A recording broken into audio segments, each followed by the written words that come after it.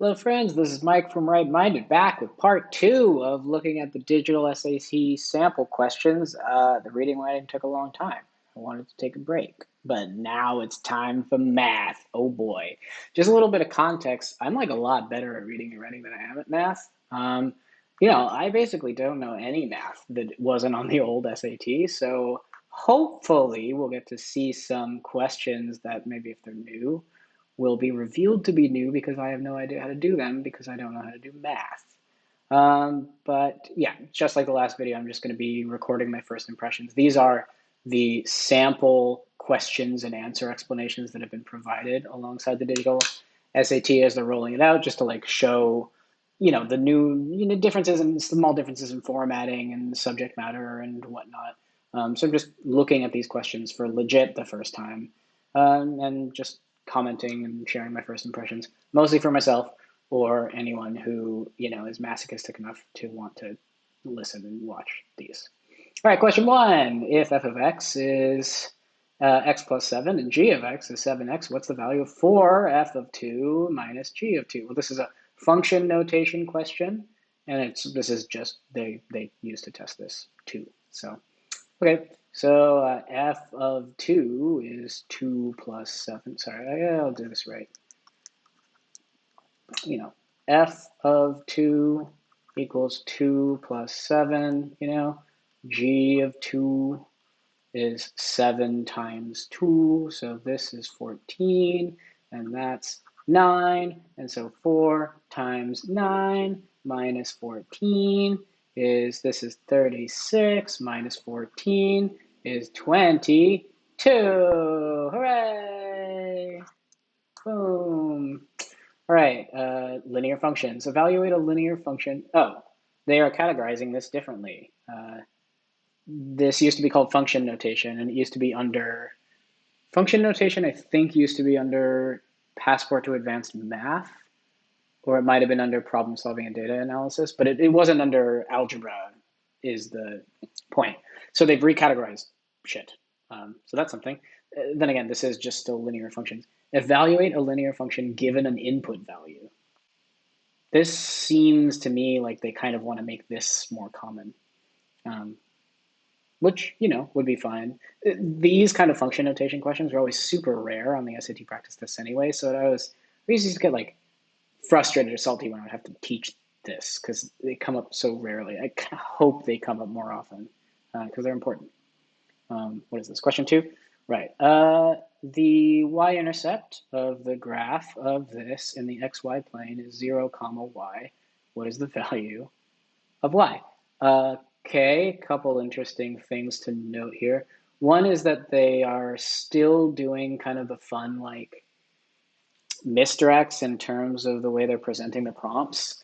Like, they, I think, are trying to bait you into like really graphing this, you know? Um, because the answer is just negative 32. Um, but they are being, I feel like this question is mostly testing either your familiarity with the way that things are worded on the SAT, um, or potentially your ability to like big brain it and understand that you don't need a graph in order to solve this uh, algebraically, or rather, like you need to big brain understand that slope intercept form, the form that this is in, includes the information about the y-intercept. You know, so there's a sense in which they're testing like they just in a lot of different question types on the old SAT as well, like different equation formats and the information that you can find there. So we'll do a parabola in like vertex form, and they'll ask what the y-intercept is there, or sorry, not the y-intercept, but like the y-coordinate of the vertex, and you'll just need to know that it's this. I don't need to do a bunch of shit.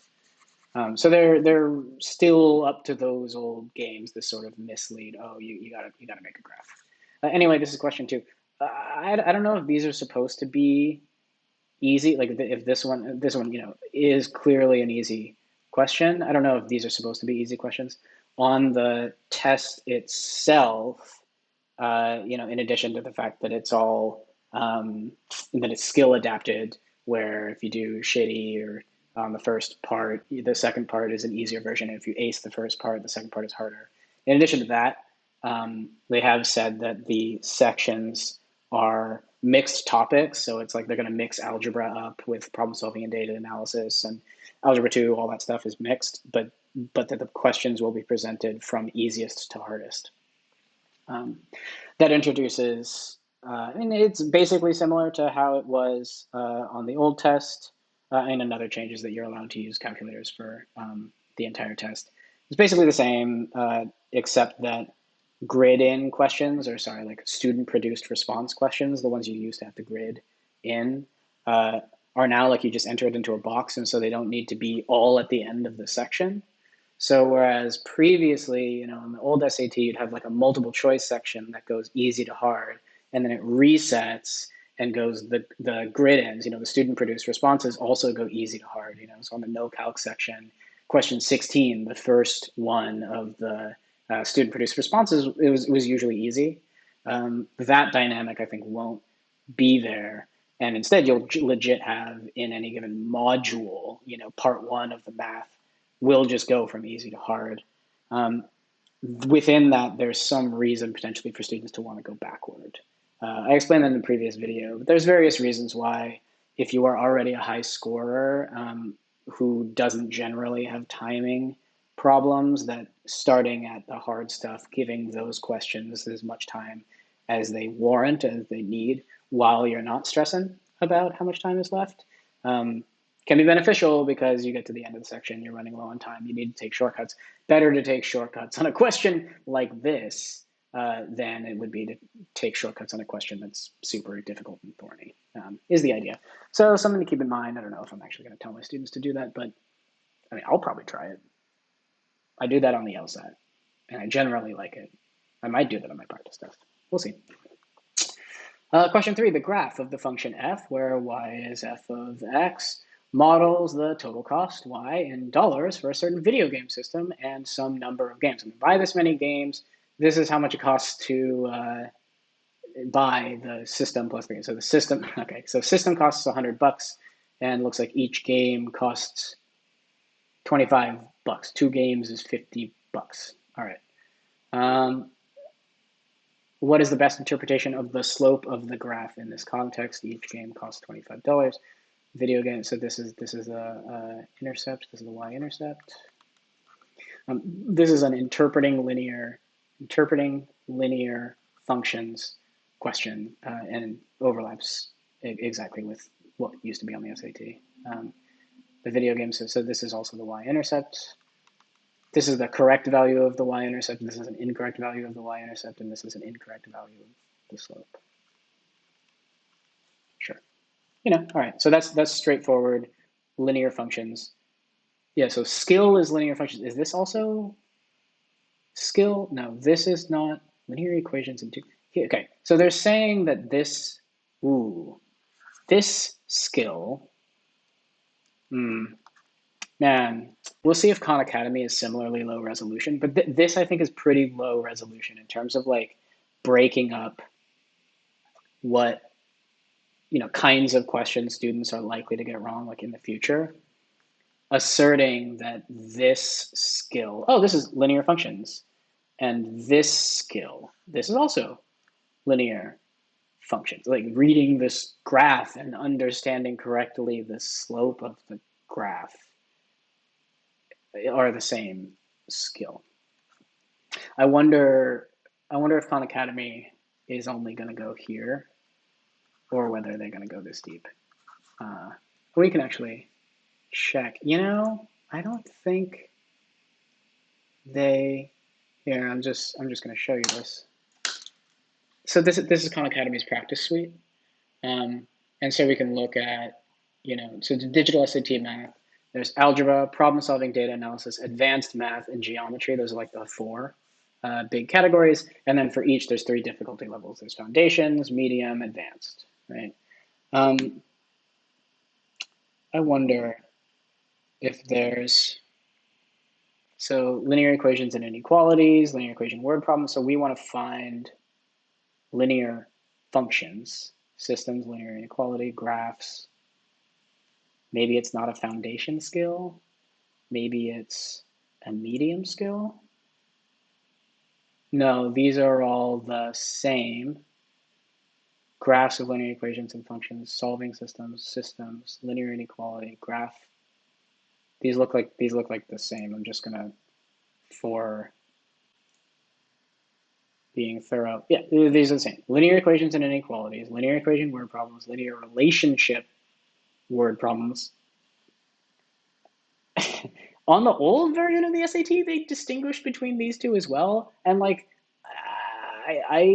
it continues to escape me what the fucking difference is between linear equation word problems and linear relationship word problems. It's weird because many of the latter ones, these ones, involve linear equations. Like, they're like, oh, these ones have equations and these ones don't, but these ones do have equations. All right, well, that's just going to continue to confuse me. That's great. Graphs of linear equations and functions.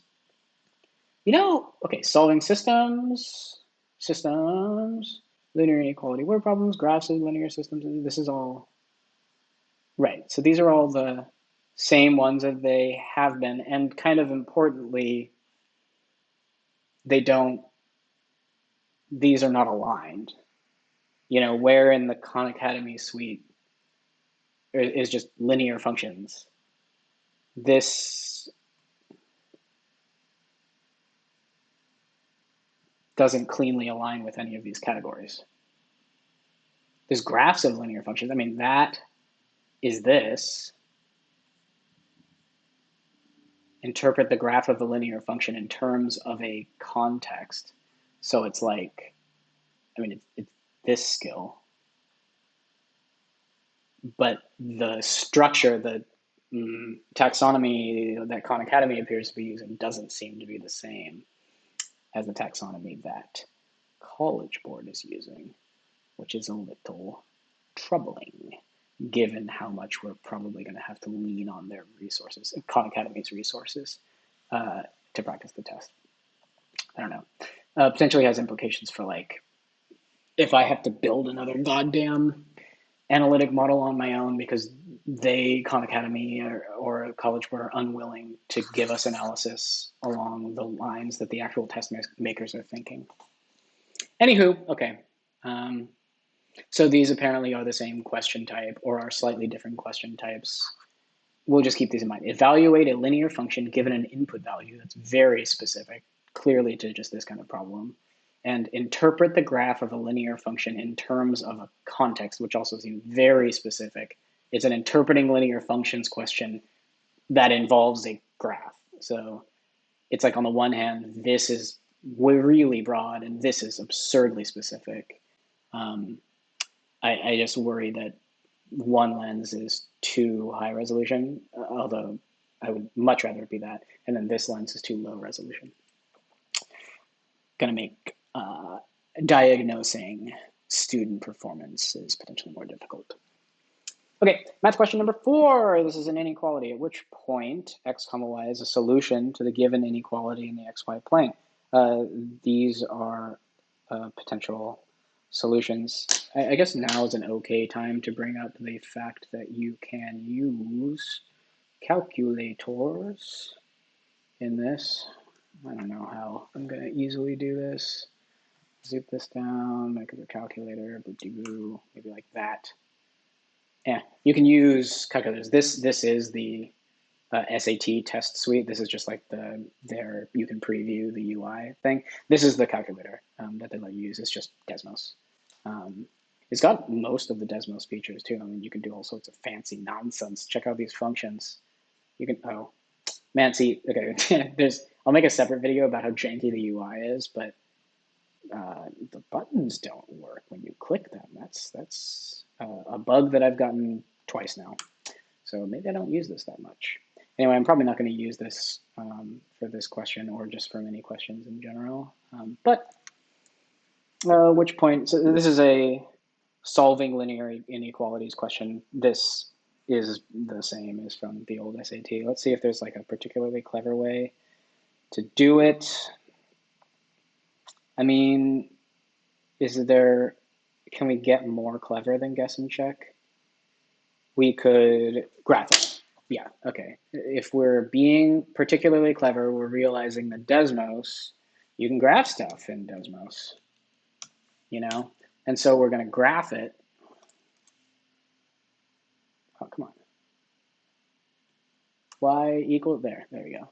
If we're being clever, we can graph this, and then realize that y is less than this, and so we were looking for this. Oh, can we do this? No, can we go y is, can we just straight up? Ooh, we can. Wow, great. Okay, this is the big brain way of doing it. You're just going to plug this right into Desmos, and then you're just going to check these points. 2 comma negative 1. 2 comma negative 1. No. 2 comma 1. No. 0 comma 5. Oh, no, because it's not inclusive. Negative 4 comma 0. Yes. Oh, and then D is the answer. Huh, okay. So I will say this is a big difference from the old test.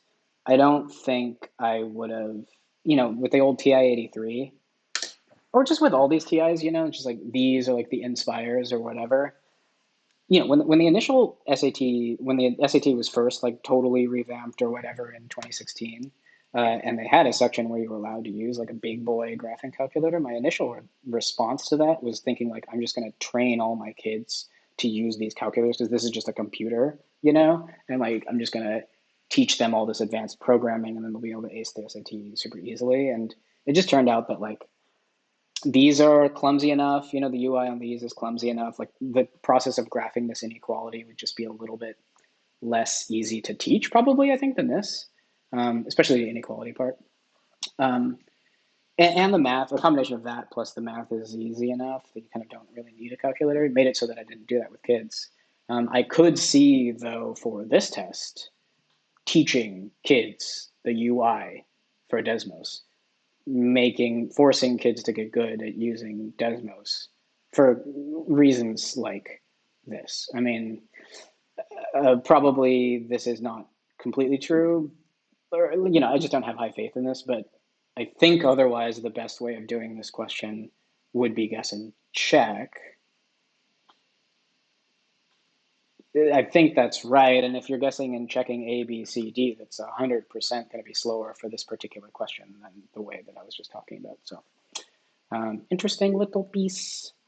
Okay, so this is linear inequalities in 1 or 2 variables. Is that the same? Linear inequalities in 1 variable and 2 variables? They just don't use that language in the Khan Academy specification. So we're still seeing a misalignment or just a lack of alignment between the way that Khan Academy breaks up the skills, at least in in the way the presentation, in their presentation of the content, a misalignment between that and these skills, which seem to track a separate taxonomy, which I bet does exist. Let's actually just look for this real quick because this is a document that I have not gotten fully into yet. This is the 192-page document about, all of the very detailed test specs. But let's think about this. The digital suite, blah, blah, blah. Concordance between digital. Yeah, here we go. Reading and writing section, math section, administration, blah, blah, blah. Definitions, domain structure. Domain structure, 78. All right, let's try this.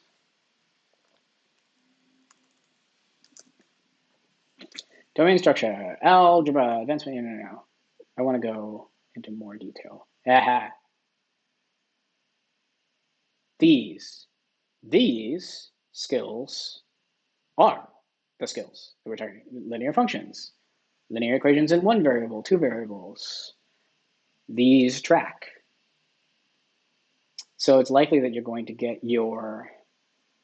it's likely that they're either going to, when you get your score report, they're either going to give it to you in terms of how you did in each domain, which would be unfortunate, where it's like, oh, how well did you do in algebra, advanced math, blah, blah, blah. Or like, please, they will give you your reports in this higher degree of resolution. Oh, there's, here's how you did on linear equations in one variable, two variables, linear functions, blah, blah, blah. That gives you just a much higher resolution thing. And this, okay, this lines up many of these categories, these, what do I want to say? Skills is probably the word we should use.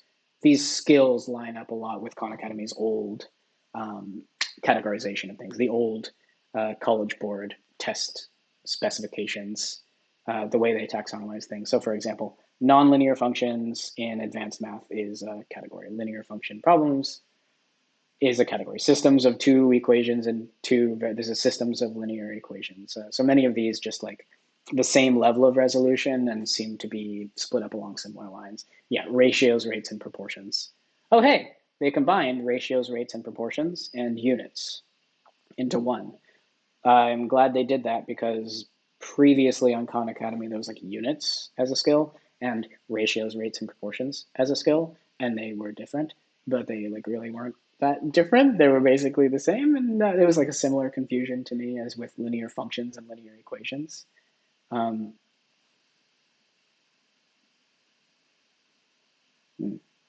um, and they seem to have combined this now, so that's great. Okay, so we're just going to go back and echo being troubled by the lack of alignment between Khan Academy and this. Like, god damn it, a kid's going to take a practice test and then we're going to tell them to go where in Khan Academy? Where am I going to find this? There's not a thing with that name, so we're going to come up with our own alignment chart of which words used in this are the words used in Khan Academy. That's minor to major amounts. All right, math question number 5. Which statement is the best interpretation of 6 in this context? This is an interpreting thing question, which they used to have on the old SAT too, looks like, all right, figure A and figure B are both regular polygons. The sum of the perimeter of figure A and the perimeter of figure B is 63 inches. The equation 3x plus 6y equals 63 represents the situation where x is the number of sides of A and y is the number of sides of B. Which statement is the best interpretation of the number 6 in this context? Yeah, it is kind of interesting. If we're using the old SAT categorizations of things, this is just an interpreting linear functions question straight up. On the old framework, it's the exact same one as this one. Same thing, what is the best interpretation? See this language. What is the best interpretation of the thing in this context? And the thing that we're trying to interpret is a linear equation. Here it's a graph, down here it's an equation, but same skill. The interesting twist is that this is asking us to imagine shapes. So maybe they're going to put it in the geometry, category. But my guess is no. My guess is that they're going to say this is an algebra skill. And it actually feels more like almost like a word problem skill or something. Or I don't know. It just seems like a straightforward one of these questions from the 2016 taxonomy. Okay, well, to do the actual problem in any event, there's these two different shapes, and we're talking about this is an equation for the perimeter. So the sum, that's this. Ooh, let's do some color coding. The sum is this plus thing, and the is 63 inches. Well, that's this, and so the two things we're adding up are the perimeter of A and the perimeter of B. So this is the perimeter of A, and the other one is the perimeter of B, which I guess we should talk about the perimeter of B because this question is asking about the interpretation of 6. So 6y is the perimeter of B. Is that right? The perimeter of figure B, the sum of these two things, and y is the number of sides for figure B. Right, okay.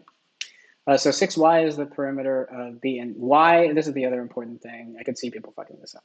Y is the number of sides. So it's 6 times the number of sides is the perimeter. So you have some number of sides. That's how many times you need to add 6. So 6 is how long the sides are.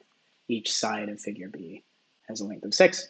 And that's the answer. And these are going to be familiar, just like things that you could get. Oh yeah, like the number of sides. You're mixing this up with this in B, you know. Um, right. So you're mixing one thing up. Here you're mixing A up with B. Here you're mixing them both up, and that's a super common structure for wrong answer choices. So none of that's very new. Linear equations in two variables. For a linear equation, interpret a solution, constant, variable, factor, or term based on the context. Whoa! Is this the same thing as this? For a linear equation, interpret this based on the context. And now for this, what is it? Where is it? Interpret the graph of a linear function in terms of context. Okay, so these are different skills because this is a graph and this is an equation. And this is mostly, well, yeah, they're describing it using more words because there's more things they could ask you about.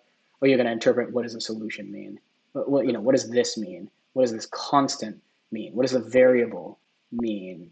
I don't know, factor or term. Oh, right. What does this term mean? What is the, you wouldn't call this a factor. A factor would be this. But anyway, right. This is kind of interesting to me. Linear, I guess I am starting to see the difference between linear equations in two variables versus in one variable. Did we have any that were linear equations in one variable? Here's linear inequalities in one or two variables. Is this a linear inequality in two variables? I mean, there are two variables, but I wonder if they're saying, this is a one variable one because it's been organized this way, and this is a two variable one because it's been organized with these two variables on the same side of the equation. Questions for later. Okay, anyway, this is linear equations in two variables. That's interesting. Otherwise, it overlaps very significantly with what we've always been doing. We're interpreting linear functions on the previous taxonomy, and that really hasn't changed. Okay.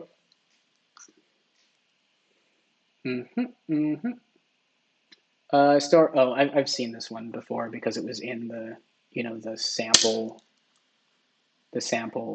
whatever. It was one of these. So, just saying that this has been spoiled for me. Yeah, and okay, this is another one. Just now that we know that it's spoiled, this is another one where the moral of the story is like, oh shit, Desmos is actually pretty dope. All right, so store A sells raspberries for $5.50 per pint and blackberries for $3 per pint. Store B sells raspberries for $6.50 per pint and blackberries for $8 per pint. So this is just like a straight up system of linear equations word problem from the old SAT. That was a question type. Systems of linear equations word problems. They're going to give you a word problem where you're going to need to write one equation and then write another equation, and it's a system and you need to solve, and usually you solve by solving for one variable and then substituting in the solution for that variable for that variable in the other equation. You're going to combine the two equations, then you're going to solve for the equation, or sorry, for the variable that they're asking about, and that's like the way to do these problems. Now, as I was doing this kind of the old SAT way, I noticed that it was clumsy, and I'll sort of just show you what I mean. So we're going to set this up normally, so store A is 5.5 times the number of raspberries plus 3 times the number of blackberries. So, this is just raspberries are 550, blackberries are 3, right? And just to finish reading, right? A certain purchase of raspberries and blackberries would cost $37 at store A. So I'm just going to finish this off. This is 37, right? And it would be $66 at store B. And so, I mean, again, this is just classic, straightforward systems of linear equations word problem question from the 2016 SAT. We're going to do $8 per pint of blackberries. blackberries equals 66, right. Um, yeah, and just here's what I noticed. Check this out. Okay, so we're wondering eventually about blackberries. So we want to solve for raspberries in terms of blackberries and then sub in this blackberry stuff in for this raspberry and then solve for B, and then we'll get the answer. And then I basically noticed, okay, so let's just start by doing that, right? So it's 5.5 R equals negative 3B plus 37. And then we're just going to divide both sides by 5.5, right? And so it's like, okay, well, we're allowed to use a calculator. Negative 3 divided by 5.5 is like annoying. This is where I was like, I just became convinced that there's probably a more efficient way of doing this. Look at this. Like, old style SAT, especially the calculator version, like you would think, that on the calculator version of a test, the test maker should be really tolerant of this kind of thing, because especially on like a TI-89 or whatever, you can just select the answer above and use it, so you don't need to worry about all this rounding. Oh, here's this infinite decimal. I don't need to write it out. I don't need to type it out in order to work with it.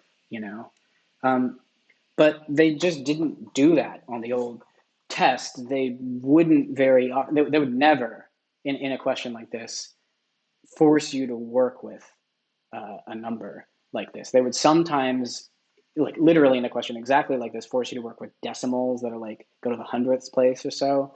But usually it would either be fractions that are really easily expressible, which, hold on, 5.5 is like, whoa. 5.5 is 11 halves. Is this the solution?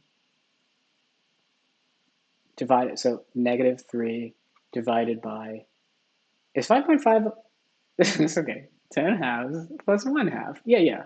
All right, divided by 11 over 2. So this is going to be negative 6 over 11. Negative 6 11s. And I just, this is me being, I'm not good at math, guys. I just need to make sure that I'm not an idiot. Yeah, okay. Right, so on the logic of the old test, they just would never force you. It would, in the end, be the easier, more efficient way of doing the problem, not to engage with a number like this, and to just, there would be some fraction like this that you could easily work with if you were big braining the test. Um, anyway, yeah, I suppose there's something to be said for R equals negative 6/11ths B plus, well, shit, plus 37. Okay, so this already, I'm actually not going to go down this road, because, okay, so 37 divided by 11 halves, you're going to have to do all that shit. Suffice to say, it's going to be a bunch of shit, and then you're going to have to plug this into that. Oh boy, it's a lot. And so the entire time I was doing this, the first time I did it, I was like, there's got to be a big brain way of doing this, and the answer, I think, is again, it's just Desmos. In Desmos, it's super easy and straightforward to, yeah, we don't even need to put this in y-intercept form or in slope-intercept form, I think. So we're just going to decide that B is going to be our y-axis and R is going to be our x-axis. And we're just going to change the variables, 5.5x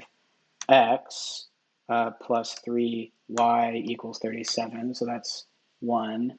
And then we're going to also graph this one, which is 6.5x plus 8y equals 66. And then we're just going to look at where they intercept. And because we care about B, oh, can we not? I used to be able to, oh, it's okay. It's because it's because of this bug where I can't click on buttons. But this right here usually gives there we go. And well, I can't click on it because of this bug, which, again, separate grievances. But anyway, assuming this bug does this, is you can click on it and it'll show you, it'll hover over, there's like a mouse over and it'll show you the coordinate. Either way, though, we're looking for, because B the number of blackberries, sorry, the number of pints of blackberries is our y. Here we're looking for the y coordinate of the place where they intercept, which is to say we're looking for the number 5. And then, 5 is the right answer. Hope I'm not, yeah, okay, cool. Systems of two linear equations in two variables. Create and use a system of two linear equations. Yeah, yeah. So suffice it to say, this is another example, and I was a difference, a pretty meaningful difference for this SAT compared to the old SAT. This question is structured so that it really is meaningfully easier to do it using the Desmos tool than it would be to solve it algebraically. And that has not previously been the case, especially not this extremely up until this point. So that's a meaningful, very meaningful difference. And another data point in favor of we're going to be teaching kids how to use frickin' Desmos and how to get around this bug where you can move shit, but you can't. I can't do anything. All right, enough of that. Okay, so that's question 6. Let's see. Whoa, look. So this is the explanation. This equation, that equation, solving by elimination gives a value of r. They say we want to multiply both sides of the equation by 6.5. Multiply both of these by 5.5 is going to give us, okay, so they're doing a least. Dude, oh, no, okay, so that makes sense. They want the least common multiple, not the least common multiple, a common multiple. All right, this is a data point. This was like this for the old SAT too, as well. But this is an example of like, don't fucking use the College Board explanations.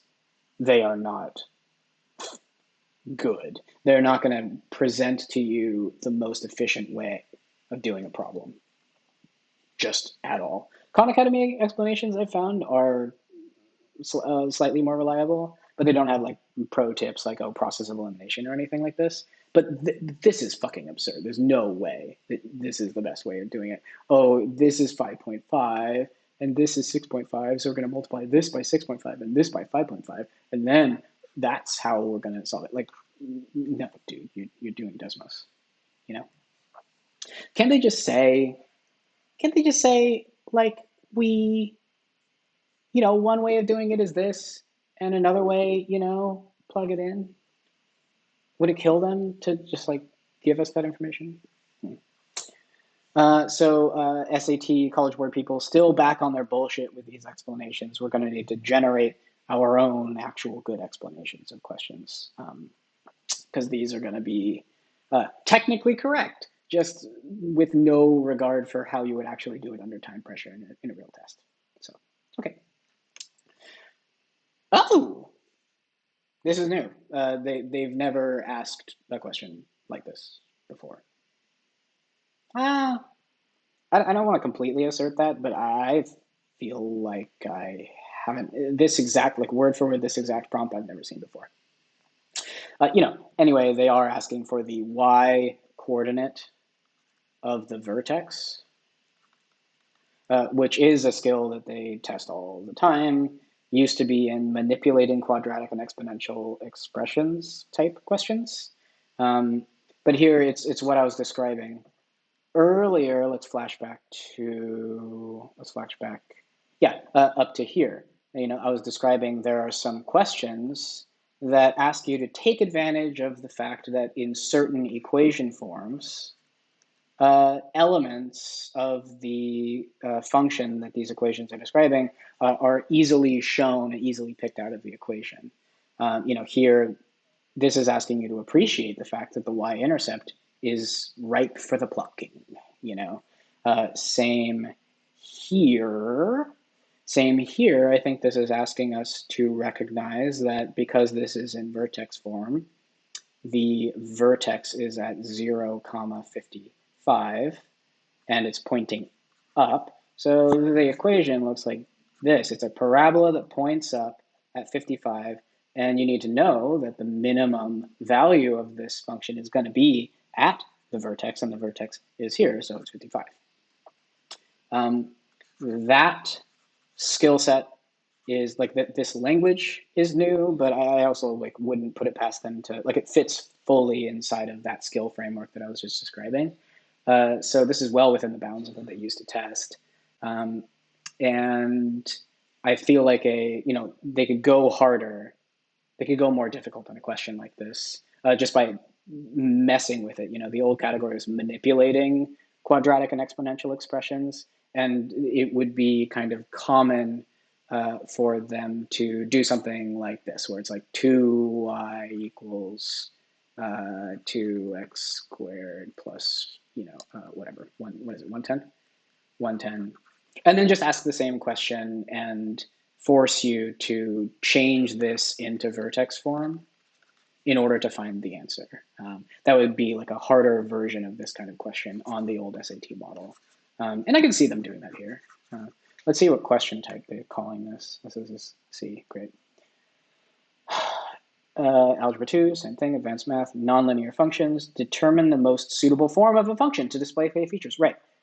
This is actually, I like this a lot better. It's a more straightforward way of describing the skill that they used to call manipulating quadratic and exponential expressions. Yeah, determine the most suitable form of a function to display key features. Yeah, hey, this is a quadratic function. If I want the minimum value, I want it in vertex form. I don't want it in factored form.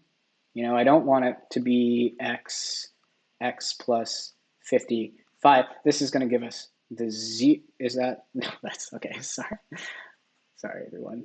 That's you can't do that. That was wrong. But I don't want this in factored form. Wow, I'm so bad. Oh, no, okay, you can't factor it because there aren't any zeros. All right, I'm telling you, I'm bad at math. Anyway, suffice to say, factored form wouldn't give us the minimum, So I need to recognize that I want this equation in vertex form, or maybe I want the equation in standard form, which I guess technically this also could be in standard form too. Or I want this equation in factored form because they're asking me about this or that. Like if they're asking about x-intercepts for a different equation that would work this way, you would factor it out and then find the x-intercepts. This has all been there. These skills have been there. And yeah, honestly, if anything, if they give us a ton of Khan Academy questions in this specific category where you've gotten to move stuff around and they're pretty consistent with how they ask, like what they ask about and stuff, that'll be a really valuable feature that didn't previously exist in Khan Academy. It used to be that it was kind of all over the place in a bunch of different question types that they would test that skill. So I like this. How many fucking questions are there? Oh my God, are there 20? There's 18. All right, I can do this. The function h is defined by h of x it's an exponential one, a to the x plus b, where a and b are positive constants. The graph of y equals h of x in the xy plane passes through the points 1, 10, and that one, what is the value of a times b? Wow! I've fucking never encountered that shit before. Have I? I mean, they're going to give us 2 points. They're giving us 2 points. This is a very specific point. A times B. All right, so let's see if this is like, let's see if the small brain way turns out to actually be okay. So we're just going to plug these points in, and it's like a system of equations. So it's going to be 10 equals, okay, so this 0 is already a to the 0 plus b, and then 325 over 36 equals a to the negative 2 plus b. This is going to let us solve for b because a to the 0, anything to the 0 is 1. So 10 equals 1 plus b. So b is 9. So that's nice. And then we're going to solve for a this way, which is going to involve a logarithm. It might involve a logarithm. 325 over 36 equals a to the negative 2 plus 9. What? Like, is this, I'm wondering, like, how to be, like, what the smart move from here is.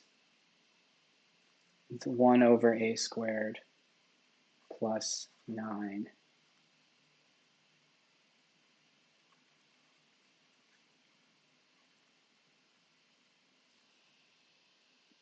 We're going to multiply both sides by 36. 325 equals 36 over a squared plus whatever 9 times 36 is. Oh my god, I can't click.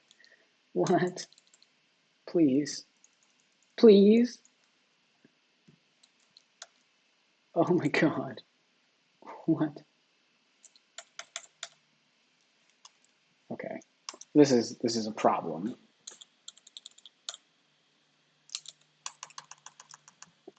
Okay, 9 times 36.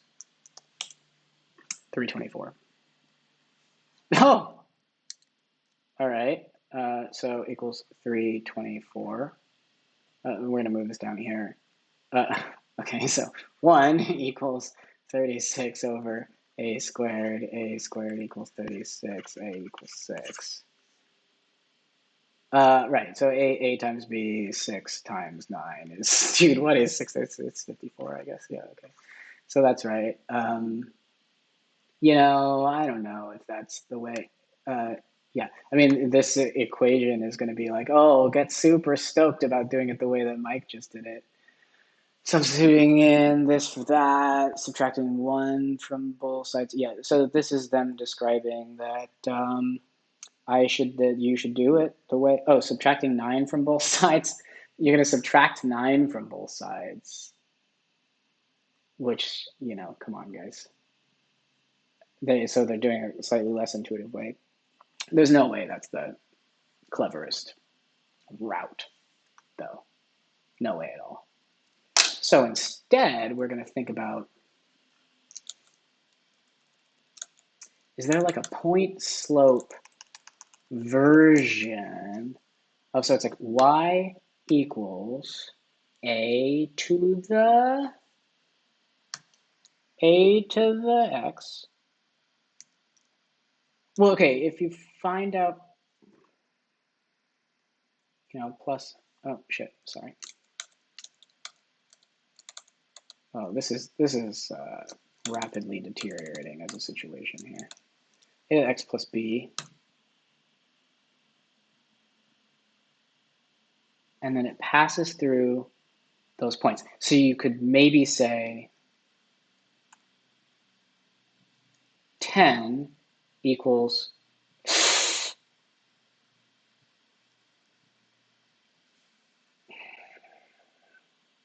we're going to decide that A is X and B is Y, and now it's going to show up.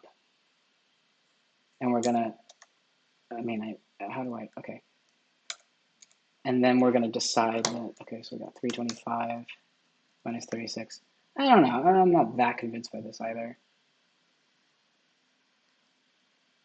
Y, yeah, so that Y equals A to the negative 2 plus Y.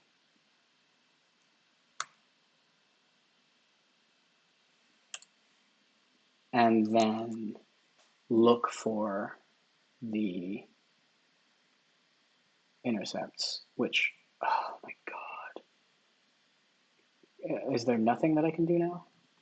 I can't. Whoa, whoa, whoa, whoa.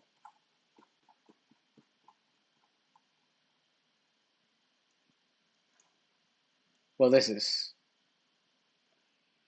unhelpful. This is unhelpful. These supposedly meet at 6, 9. I mean, there might just there seems to be something fundamentally uh, stupid about the way that I've set this up. Like that this is a stupid way that because these don't intersect at 6, 9. So that's not the clever way of doing it either. Well, I'm stumped for now. I mean, I'm gonna move on. Maybe it's the algebraic way. I bet there's a more clever way of doing that though. And I'm just so trash at exponents that you know, hmm, yeah, probably there's going to be a better way of doing that one. I want to mark that bad boy. Let's get rid of all this stuff. I'm gonna mark this. What is the big brain way of doing this?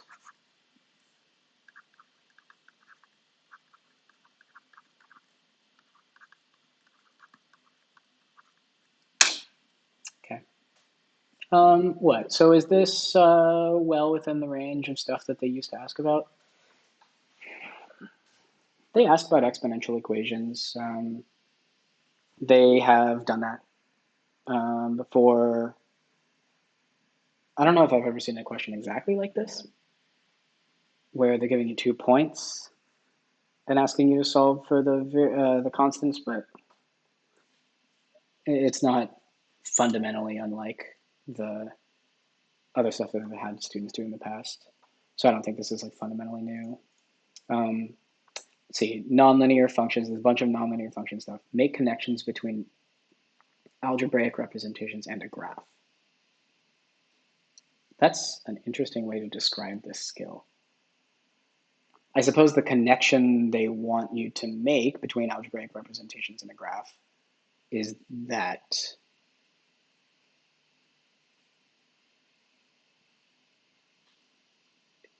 if the graph passes through these 2 points, that the algebraic representation of these 2 points would allow you to plug in the coordinates of each of those points into the equations, and then you have these two equations you need to make. They're focusing on the move from imagining the graph and the algebraic representations that come out of that graph, which actually kind of makes me think if that's what they think the hard part of this question is, or kind of the crux of this question is, then the algebraic method of solving this question might be the one, you know? Um, and through that lens, like worth noting that this is a little, I mean, yeah, in hindsight, like this ended up working out, multiplying both sides by 36 and having this end up be 324 ended up being along the lines of like, this is about as thorny or sketchy as they kind of have previously gotten. And so I also wouldn't call this level of forcing you to deal with fractions like beyond the pale. All right, question 9. How many distinct real solutions does the given equation have? What? Is this polynomial factors and graphs? You could, I mean, I wonder if they're literally going to say, I wonder if they're going to literally say this is the same as previously, but okay, so um, here, and this is in vertex form. We know that the vertex is at 1, comma, +4. So we're just imagining it like here, and we know that there are 0 real solutions. The skills involved are knowing that real solutions means x-intercepts, or alternatively that vertex form, well, yeah, I mean, so one way of doing this is to put it in vertex form, imagine it as a graph that points up and then know that means 0. The version where you're determining the most suitable form of a function to display key features, the most suitable form of a function to display distinct real solutions is factored form. I doubt they actually want you to do it that way. you would, okay, so theoretically it would be like x squared minus 2x plus 1 equals negative 4, and then you'd be like x squared minus 2x, come on, Mike, plus 5 equals 0. And then you'd have to be like, oh, this factoring doesn't work. So I feel like you really don't want to do it that way. You don't want to be like, oh, distinct real solutions means factored form, etc. So maybe they're not gonna say this, that this is the skill, because it wouldn't align with that frame of thought. Um, Alternatively to what I did, another way of thinking about it is just like anything squared isn't a negative number, you know. Um, so it's going to have zero solutions anyway, right? Like there's no such thing as a number that when you square it is negative, except for imaginary numbers. So it's like maybe they're testing like fundamental intuitions about squaring shit. Let's see what they think. Nonlinear equations in one variable.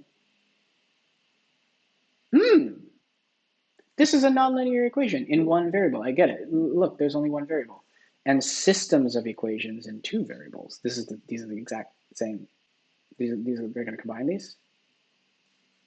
Or are they saying there's two different skills?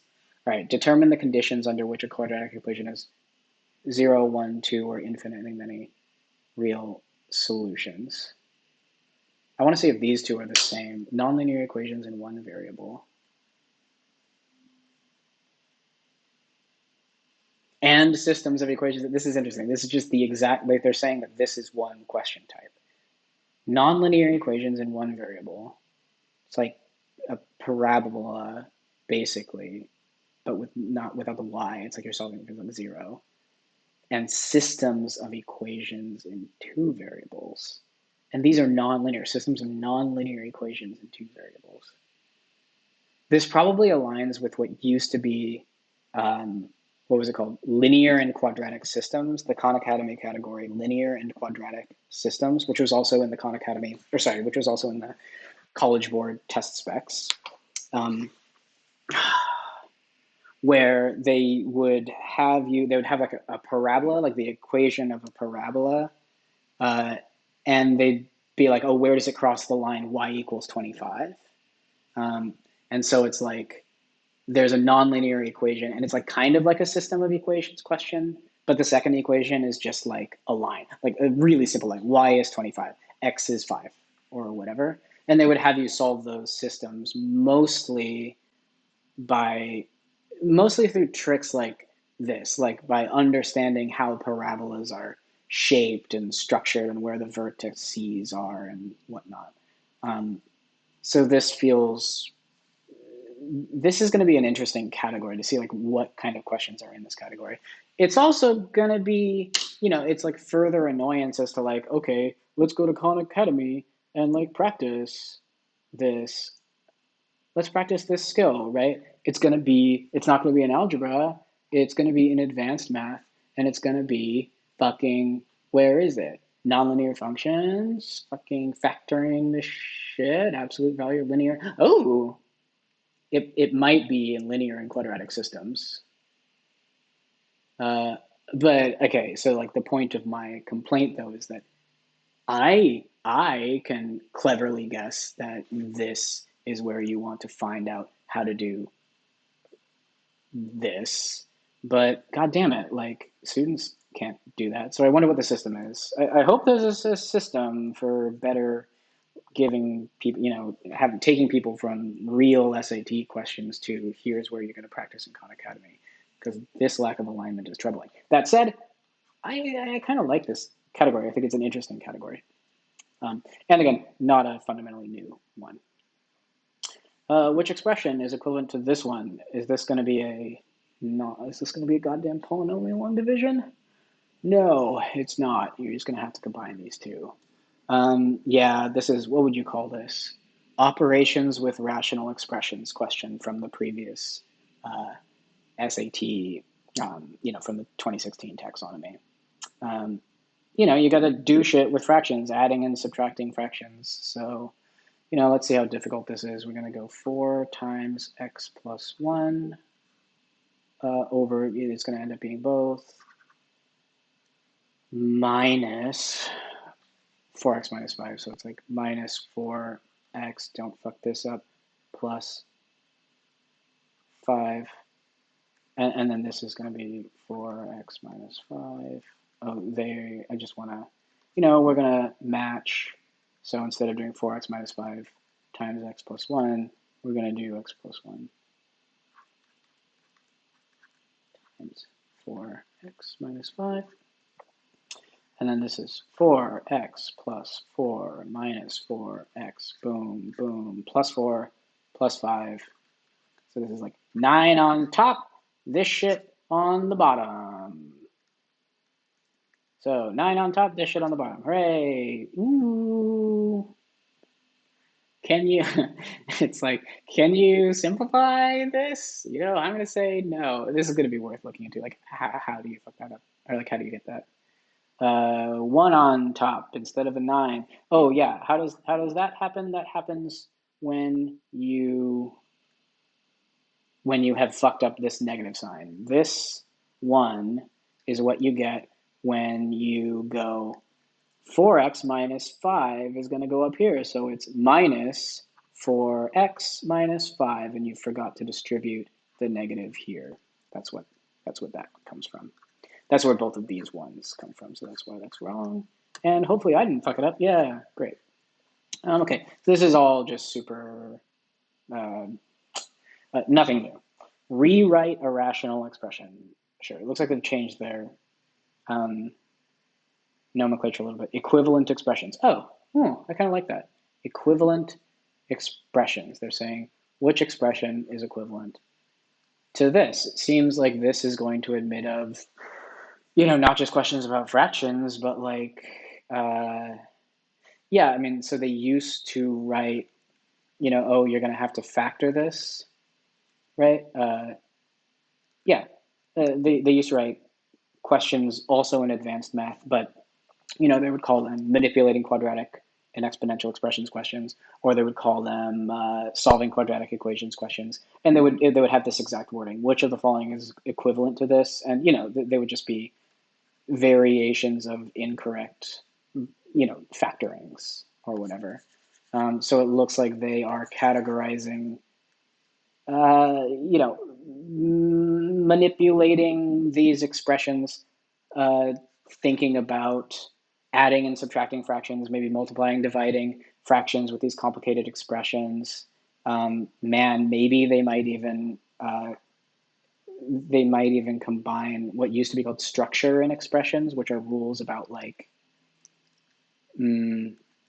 rules about this, for example, needing to be this. That used to be in a Khan Academy category called structure in expressions, which I imagine Khan Academy is going to keep splitting those off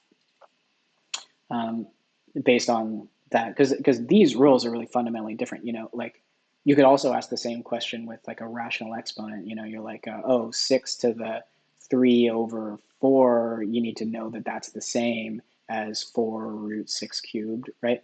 This is another one that you could ask in this way, equivalent expressions, but it's like a totally fucking different rule. So this category is really, really broad. But okay, so it looks like there's lots of little subcategories in there. Equivalent expressions. Sometimes you need to rewrite a rational expression. Sometimes you need to rewrite an exponential expression. Sometimes you need to write an expression with, what are they called? Fraction exponents, rational exponents, I guess I'm not honestly a big fan of this. It doesn't look like it's going to be that easy to. They seem so far not to be splitting things up in that level of detail. And if they're only splitting things up into this level of detail, that's not going to be anywhere near high resolution enough. Oh, you fucked something up, moving things around.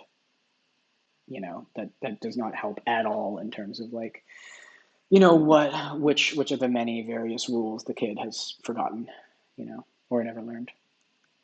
All right, so that's troubling, but not new. Oh no! Whew. Jeez.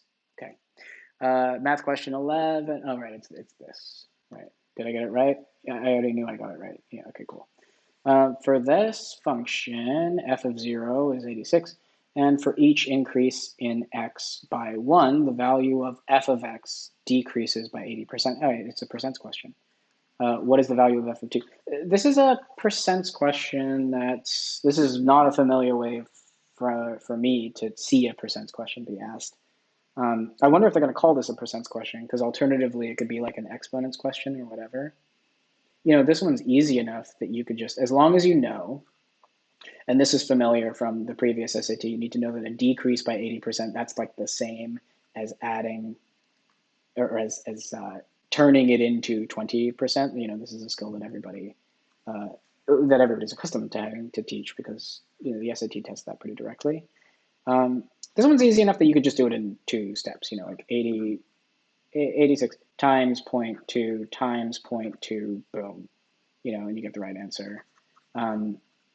But then I would not put it past them to force you to say that f of x equals, what is it, 86 times 0.2 to the x, is that right?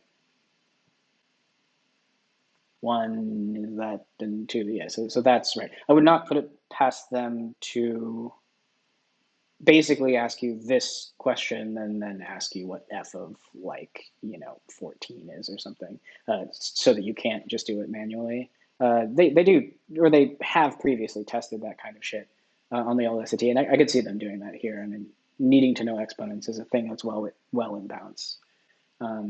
Anyway, this one though probably is not easiest to do this way. I mean, I'm not going to do it this way. I'm just going to, oh boy, come on.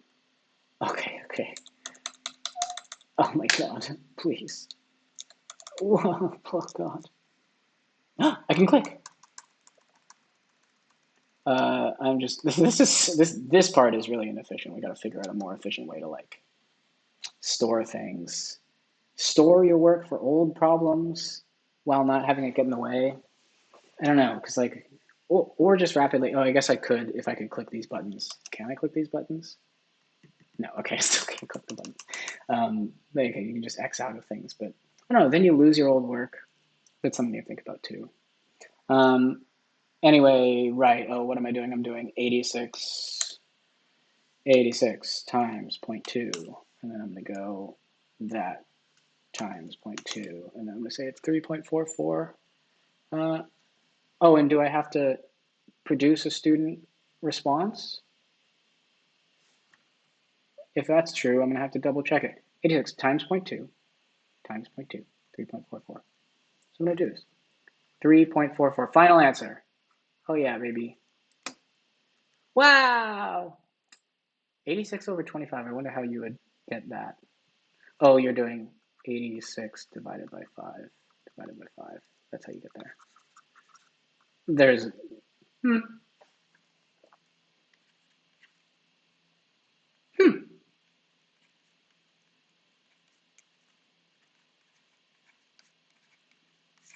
I mean, that's not bad. Kind of a, mm, kind of a like a fringe case or a special case or whatever. You're not always going to be able to do that. But yeah, I don't know. That's not bad. Probably better just to use the calculator though. I mean, you're allowed to. All right, nonlinear functions. Create and use quadratic or exponential functions. They are saying that yeah, here they're like, oh, you better create this exponential function and then use it. And the students are like, yeah, I totally did that. I didn't just do this twice. All right, so let's say, okay, one thing to note, this did not mention percentages at all. In the previous SAT, anything that had a percent sign in it was just going to be a percents question, and those percents questions followed pretty rigid. It was one of the more rigidly defined categories of questions. Like there was only a certain number of tricks that they pulled in certain ways, and it was one of the more easy to teach. Like you only need to know these 3 things. Percents questions aren't gonna pull any other tricks and they're fairly common. Here you go. And they're easy to recognize because anytime you see a percent sign, it's a percents question. That seems not to be true anymore here. They're taking advantage of the fact that exponents are also about percents. So, okay, so that's a big change. We can't do that anymore. We can't say that percents are always percents questions anymore. So, all right, create and use, yeah. Otherwise, these fundamental skills are not new. In the xy plane, a line with this equation intersects a parabola at exactly. Oh, hey, this is a linear and quadratic systems question, like what I was describing. This is y equals 2.25, and this is like a line, and then there's a parabola that's going to like hit it. And if I'm not mistaken, what I was saying is that there's got to be kind of a big brain way of working out where the answers are without having to fully do it algebraically. All right, so it intersects a parabola at exactly 1 point. It's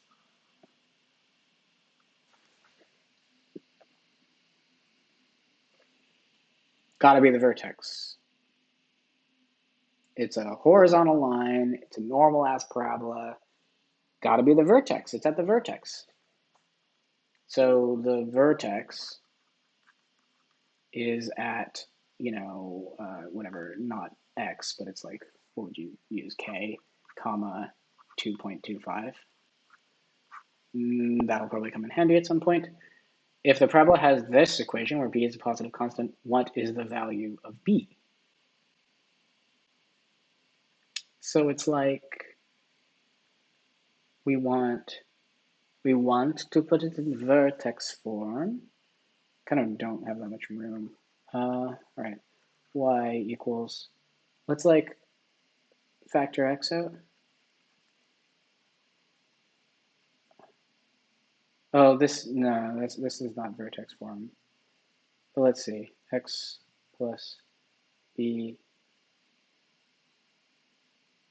Nope, no.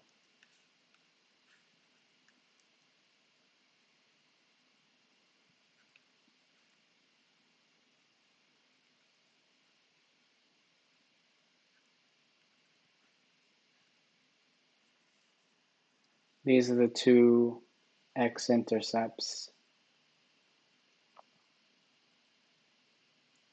One of the x-intercepts is at 0. I don't think that this is a dumb kid way of doing it. Do we want to? Well, okay.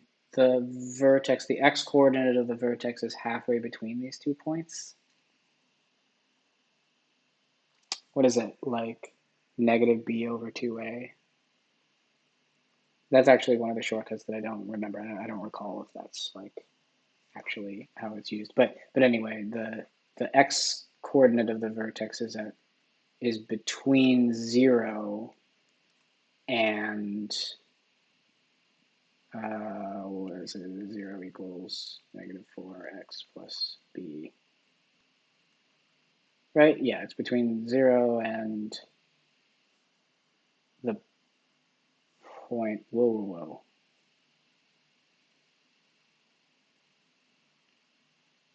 Right, I'm going to solve for x here. So negative b equals negative 4x.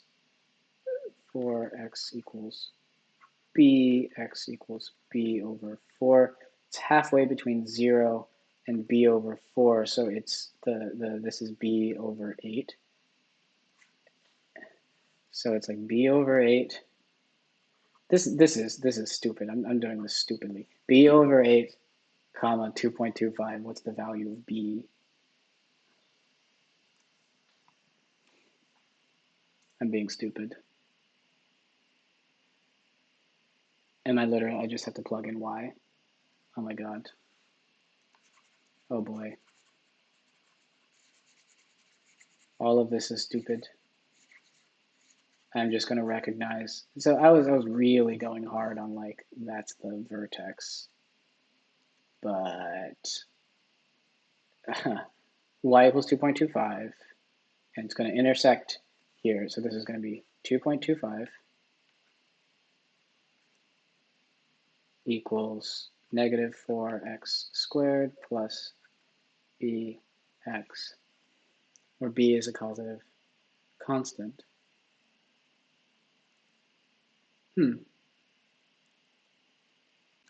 Oh, but this is this. Well, and it needs to be the vertex where it intersects. Oh, wow. All right. Ooh, I'm actually getting, I don't think this is because they're going over new stuff either. I think it's just because I've like always been bad at start with a negative b over 2a nonsense and algebra 2 stuff when it's hard. The parabola has this equation. B is a positive constant. What's the value of b?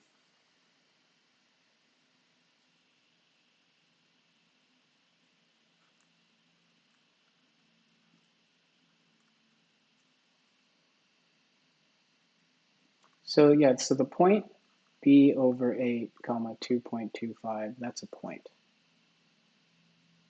So am I going to plug that in? I'm going to go y equals negative 4 b over 8 squared plus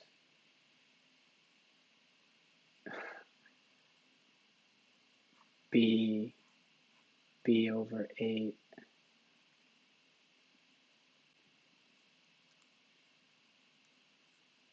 but y, this is 2 point, I mean, okay. So 2.25 equals negative 4b squared over 64 plus b squared over 8.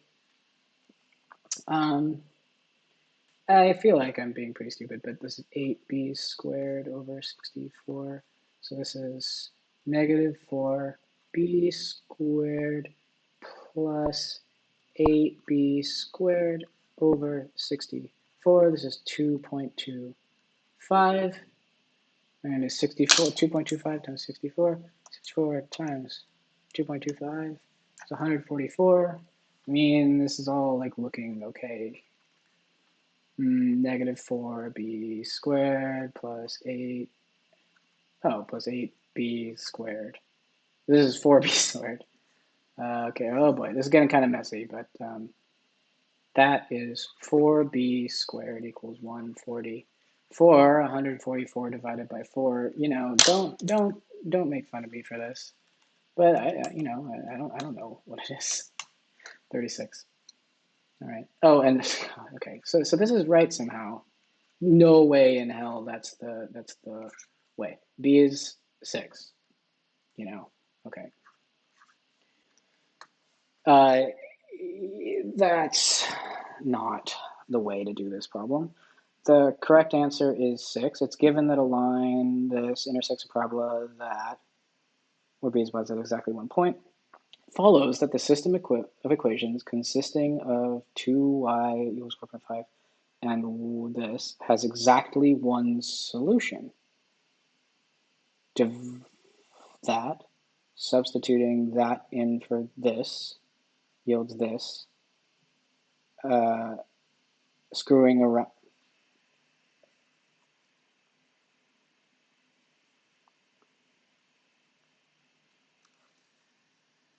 Yeah, no. Okay.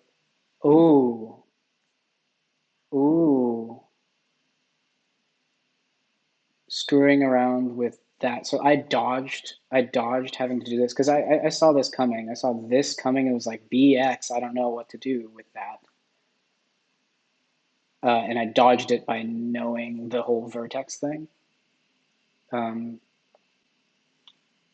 But yeah, so you're going to reorganize this. You're going to subtract BX from both sides. Yeah, so you're going to get it into standard form, and then your job is to factor it. Whoa, and they ask you, okay, they do technically ask you to do this sometimes. They have in the past asked people to do this on the old version of the SAT as well. The when the discriminant is equal to 0, there's exactly one solution. Yeah. And so what they're saying, and I'm just going to erase all this bullshit. I'm pretty, honestly, I'm like pleasantly surprised that I was able to find a thing that worked at all. But I suppose what they are signaling here is that you need to know. I mean, like, well, as you can see, I've gotten away without knowing that trick uh, just fine. I think I got that. This concept comes up in Khan Academy sometimes, but I don't think I've ever seen any of the live actual SATs test this. Um, I think there was one where the negative b over 2a thing was a shortcut that you could do a workaround, kind of like the one that I was doing. I don't think I've ever seen that one used, though. Anyway, so the point is that I think you for sure need to, this is like a big, I mean, if this is one of the 18 sample questions they've given us, you need to know the discriminant thing, which is to say you need to know to put an equation when you're looking, when you have information about how many solutions a goddamn system, one of these system of equation, nonlinear system of equation, two variables has. You have information that it has 0 solutions or 1 solution or 2 solutions. You need to know that that means that it has 0 solutions when the discriminant is negative, right? And 1 solution when the discriminant is 0 and 2 solutions when it's positive. And you need to know that. You really need to know that in order to do this problem with any speed at all. Let's see what it looks like when you're actually doing that. It's like, okay, so we're just going to skip to, yeah, we have moved stuff around successfully.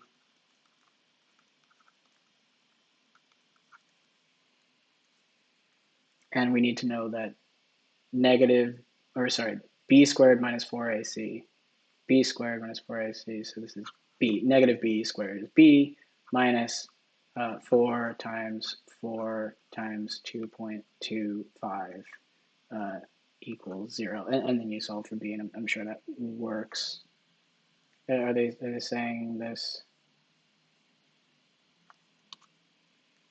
Yeah, 36, yeah. Okay, that's the way to do this problem.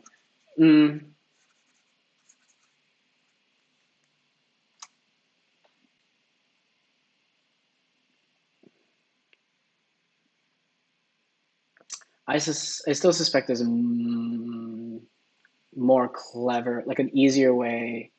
Okay, I don't want to get around not knowing this, but I suspect that there is a big brain Desmos play to make just using the graph. You're going to draw it. I'm not sure this constant. It's just like I'm not exactly sure how you would do it in Desmos, but I suspect that there's an easier workaround inside of Desmos. Yeah, okay. Question 13. Well, actually, yeah. So this is another one of those interesting, like, combo of two things questions. Solve systems of linear and nonlinear equations in two variables. Yeah. And actually just, as a matter of curiosity, oh, I want to go to Khan Academy and do that. We're practicing linear and quadratic systems. That's what we're practicing. And let's see, actually, let's try a very difficult linear and quadratic systems question. Linear and quadratic systems. Here's a lesson. Let's see a harder example. If x, y is a solution of pieces.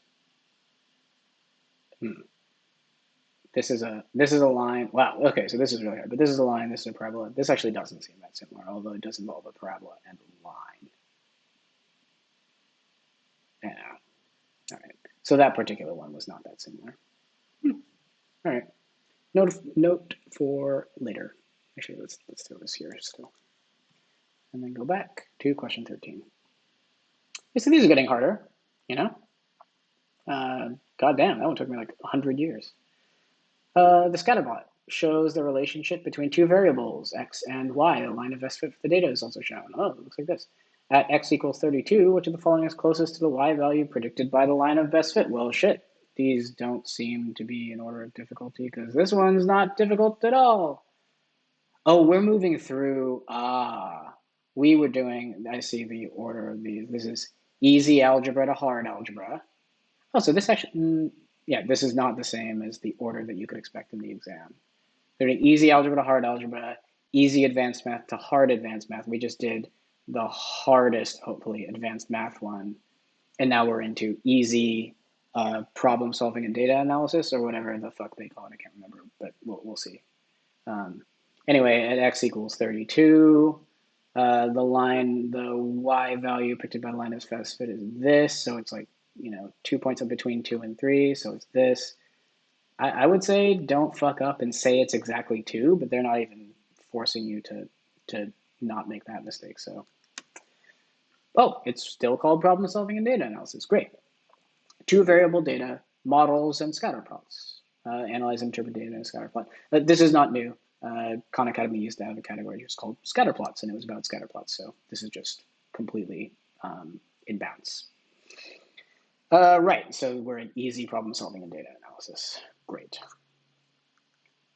Percents. 40% of things are red. Of all the red items in the group, 30% have stripes. What percentage of items in the group are red and have stripes? Well, if it's like this is the number times 0.4 times 0.3, you just need to know how to do that. Nope. 1 is 0.4 times 0.3 is 0.12. So this is a percents question, and it's actually kind of different. I think I should leave this. It's actually kind of different than previous. Is this a percents question? Yeah, it's a percents question. This does not fit the format of, it fits the format of many of the Khan Academy questions of like level 1 of what percents questions were, but it does not fit the way that they use, the way that the old SATs would actually in practice give percents questions. Because there's a lot of overlap here between this and like ratios, rates, and proportions, like, oh, you're reaching into a bag, there's different color marbles, proportion and this marbles and whatnot. They would usually ask a question this easy in terms of proportions rather than in terms of percents, so it's like of the 10 marbles, 4 are red, and like of these 3 have stripes or whatever. So this particular version of things is new, but the ability to take a percent of a thing and then take a percent of that thing and know that what you need to do is stack percents, that's not new. That's always been there. And so this is a percents question. Great. They kind of look different. Feels really like it feels like they did their best to redesign the test from the ground up, and there's a lot of there's a lot of stuff that carried through, but it doesn't look like they, because this is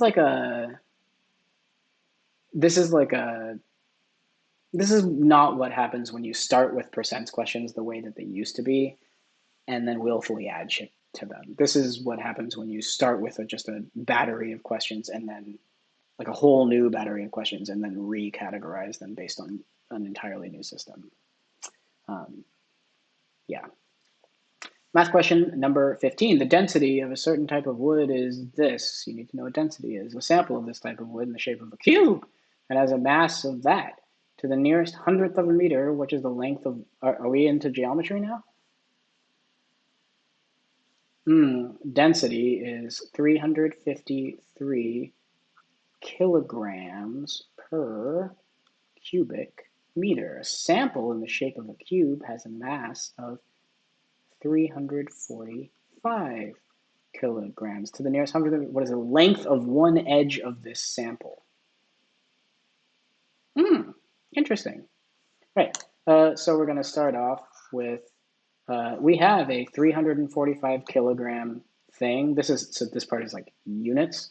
We need to convert it into meters, like 1 meter cubed, 353 kilograms.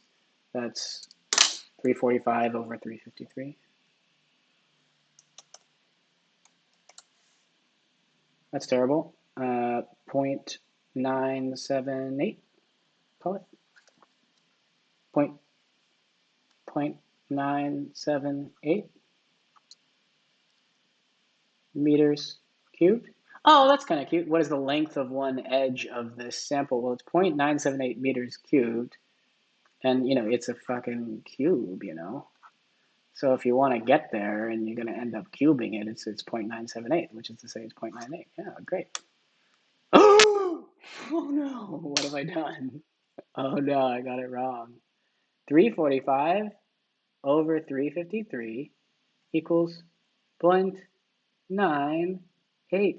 Ooh, okay, no spoilies. To the nearest hundredth, what is the length of one edge of this sample? Kilograms per cubic meter. Shape of a cuban has a mass that. This is the mass of the thing. Kilograms cancel. We're going to divide 345 by 353. And we're going to get 345 divided by 353. We're going to get 0.977. All right, I'm stumped. I don't get it. Why is A wrong?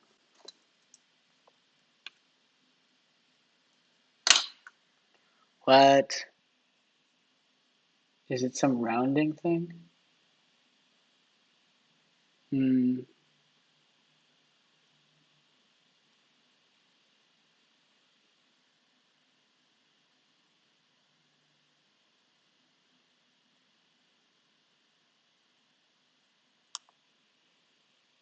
So this is this so far. Since it's given that the sample of this type of wood is a cube, it follows that the length of one edge of this sample can be found using the volume formula V equals S cubed, where V represents the volume. Yeah.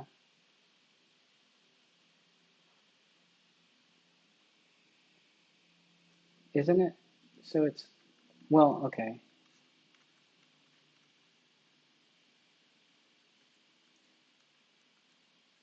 That's so interesting. It's going to be different when you take the cube root of this. It's going to round differently.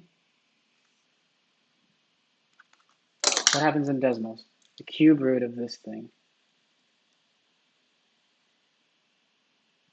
Whoa, wait. Oh crap. I'm not going to be able to actually do this. I'm not going to be able to actually do this. But they're saying that this is the number, but it's not actually this. It's the cube root of that number.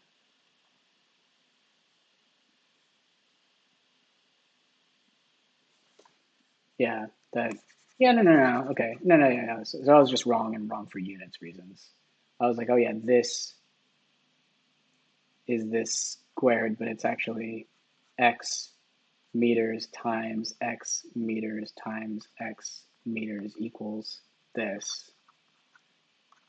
Yeah, okay, no, yeah. Sorry, I should have taken the cube root of the thing.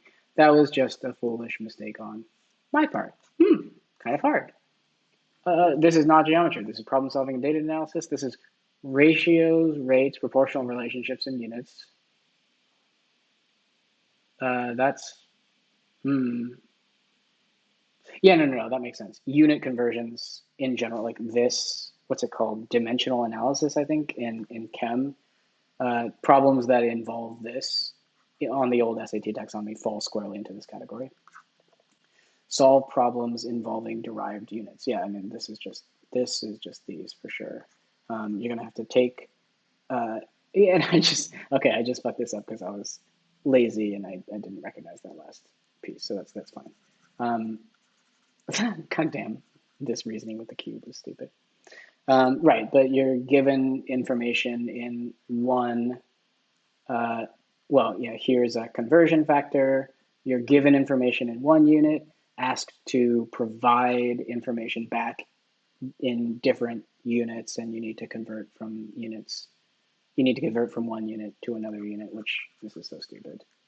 It's like, so yeah, so how would you do it? It's like times, mm, there are, how many meters cubed are there in a, how many meters are there in 1 cubic meter? You can't cleanly do this through dimensional analysis. You have to say this is meters cubed and then take the cube root. Hmm. That that combo of steps is new to me. Anywho, seems like they're doing same old stuff with a couple clever twists and categorizing it in the same way. Well, cool. I got stumped by one. That's great. Yeah, let's just mark this. Well, I got like really, I got it wrong. The other one I got right. It just took me 10,000 years. Okay. Math question number 16. Two nearby trees are perpendicular to the ground, which is flat. One of these trees is 10 feet tall and has a shadow that's 5 feet long. At the same time, the shadow of the other tree is 2 feet long. How tall in feet is the other tree? Yeah, it's like similar triangle stuff. They didn't really test this. You would think this is like an easy version of like a kind of a very useful concept. You know, that these are going to be similar triangles because the angle of the sun coming in is going to be the same. So this angle of this angle is the same. You know, um,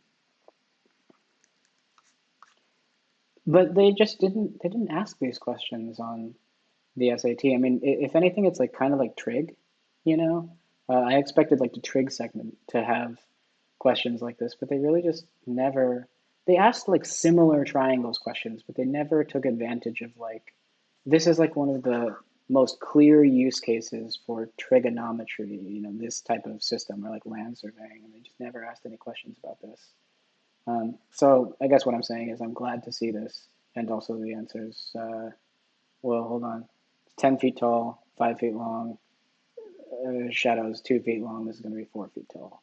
Um, God, now I've totally lost my confidence. I really hope this is right. Great. Yeah, so now we're into easy geometry. Lines, angles, and triangles. This is mm, new-ish. Use concepts of congruence and similarity of triangles to solve problems. Now this is the same, although uh, previously congruence and similarity questions, it just didn't involve questions like this. It was called congruence and similarity, but like it was actually that this category was all about rules like this one, where it's like, oh, this angle is the same as this angle. Rules like that, or rules like, oh, the vertical angle theorem, or yeah, just like, you're just gonna have this like crazy array of lines, or whatever, and they're gonna say like, oh, this angle is 72, and like, what's that angle? That use is what congruence and similarity used to be. Um, so it seems like they're going to call this congruence and similarity, and they're actually going to maybe be testing similar triangles, which is, great. That's a useful concept and should be tested. Cool. Question 17. Oh my God, home stretch.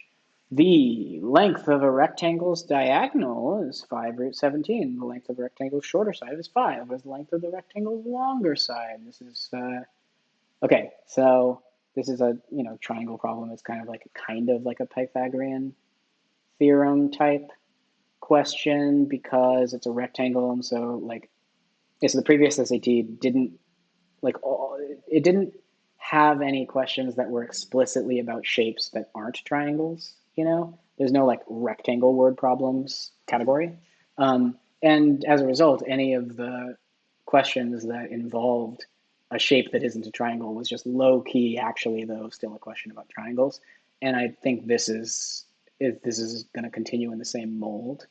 Um, here this is 5 root 17. The shorter side, this is 5, and we're asked what this is. Um, the other thing that maybe is going on here, maybe not.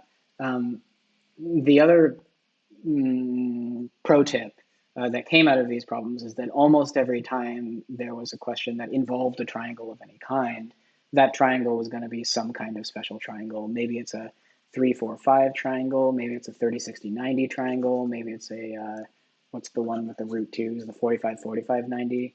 But almost always these triangles that they're asking about fall into one of those special things, and you can just, it's a shortcut, you know. Doesn't immediately seem clear to me that that's the case.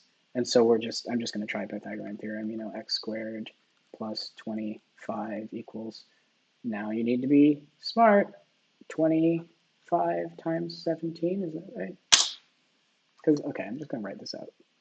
5 root 17, 5 root 17. Yeah, so it's 25 times 17. Yeah, okay.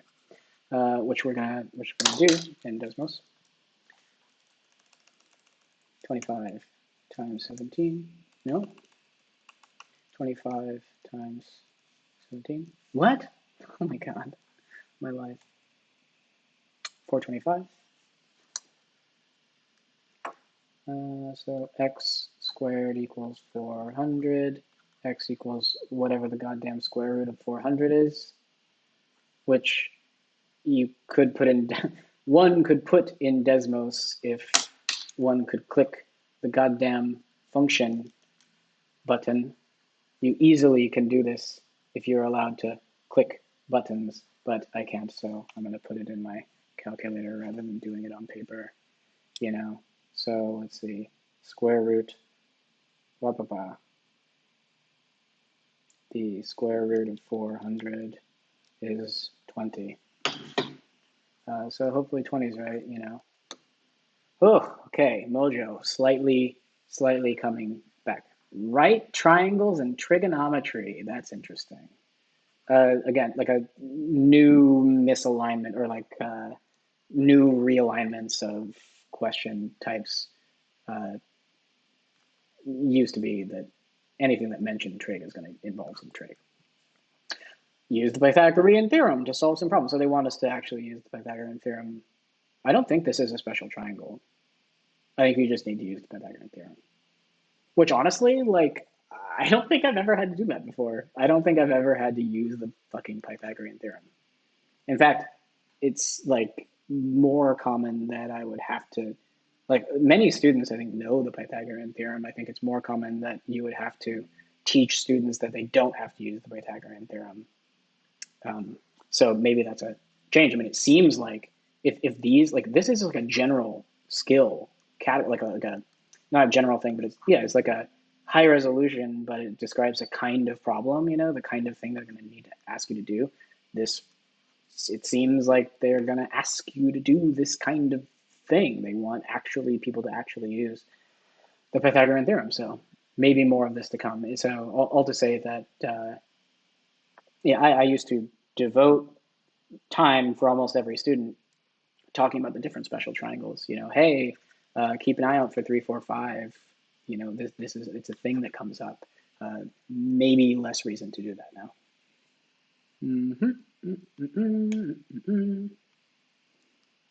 They're not going to talk about special triangles, are they? No.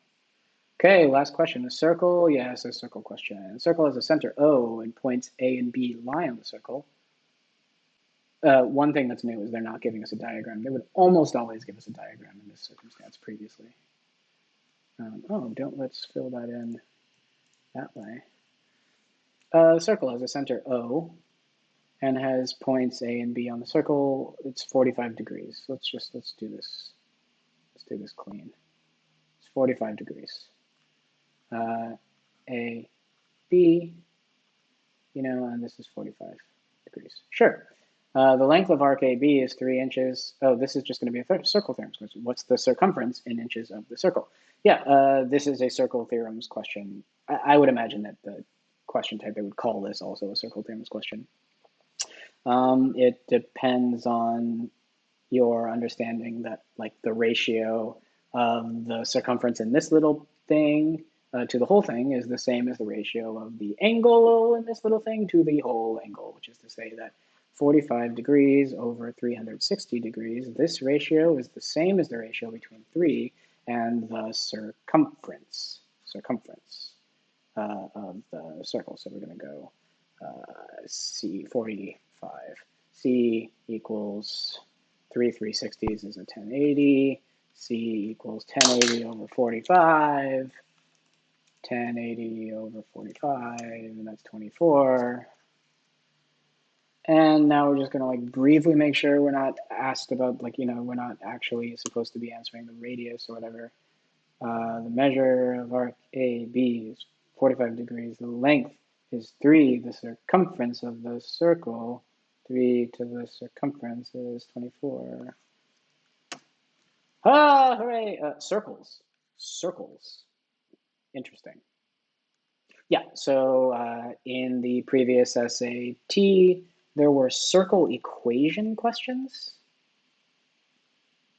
that like make you grapple with like completing the square, that like where, what is it, x minus h squared plus y minus k squared, like, a fucking circle equation. The circle equation questions were also in the geometry and trigonometry category.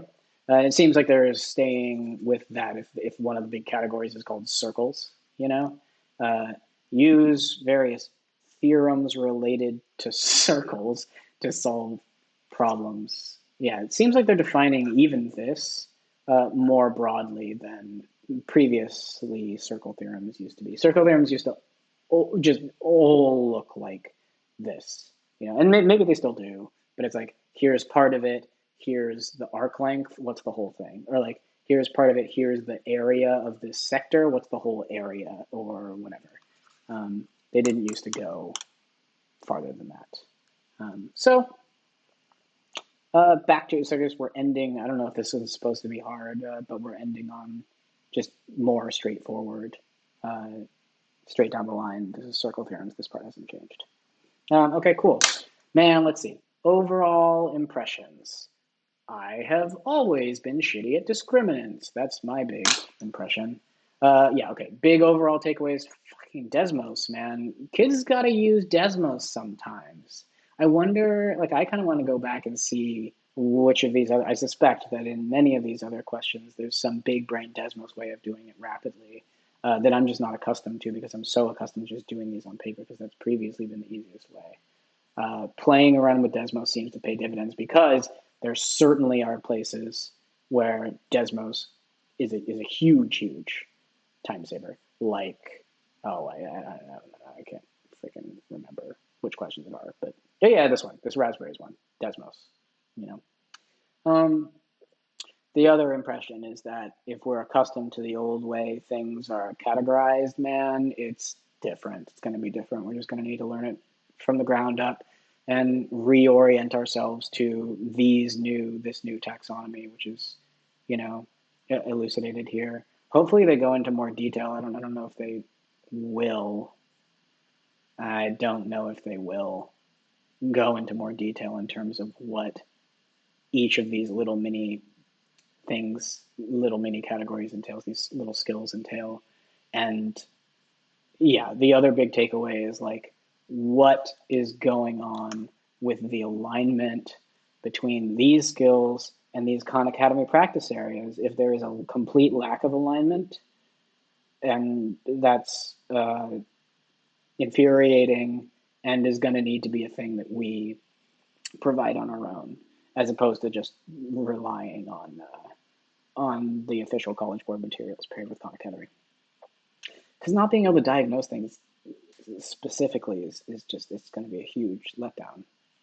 So, all right, I'm gonna go die now. I just like the idea that anyone has watched this far is ludicrous to me. But if you did, congrats to you. You can go die too. All right, later.